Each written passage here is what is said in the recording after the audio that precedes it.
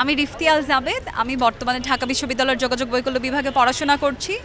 আমি আসন্ন ডাকসুতে সদস্য পদে প্রতিদ্বন্দ্বিতা করছি। আমার অন্যতম একটা কাজ করার ক্ষেত্র বা প্রত্যাশার জায়গা হচ্ছে আমি চাই ঢাকা বিশ্ববিদ্যালয় ক্যাম্পাসটা যেন নারীদের জন্য আরও বেশি নিরাপদ হোক। ইন জেনারেল সবার জন্য আরও বেশি নিরাপদ হোক এবং বিশেষ করে নারীদের জন্য যেন নিরাপদ হোক। আপনি দেখবেন যে ঢাকা বিশ্ববিদ্যালয় ক্যাম্পাসে আমরা ইতিমধ্যে মোরাল পুলিশিংয়ের মতো ঘটনা দেখেছি।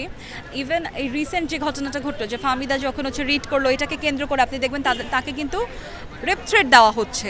এইটা কিন্তু কোনোভাবে হতে পারে না। একটা মানুষের কোনো ভুল থাকলে আপনি তাকে স্ট্রাকচারাল তাকে ক্রিটিসিজম করেন, তাদেরকে এইভাবে রেপ থ্রেট দেওয়া এটা তো কোনোভাবেই কাম্য হতে পারে না।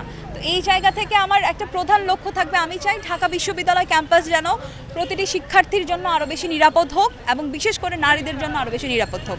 এবং এইটার জন্য আমার যেটা টার্গেট, যে আমি চাই নিপীড়ন বিরোধী একটা সেল আমরা গঠন করব, শিক্ষার্থী নিপীড়ন বিরোধী একটা সেল গঠন করব এবং সেখানে যে কোনো শিক্ষার্থী তাদের নিরাপত্তা ইস্যুটাকে নিয়ে আসতে পারবে এবং সেটা নিয়ে আমরা কাজ করব। এটা আমার অন্যতম একটা লক্ষ্য। এবং দিন শেষে ঢাকা বিশ্ববিদ্যালয় একটা শতবর্ষ পূর্ণ হয়েছে, কিন্তু এরপর আপনি দেখবেন আমাদের বিশ্ববিদ্যালয় কিন্তু গবেষণার দিক থেকে এখন অনেক পিছিয়ে আছে।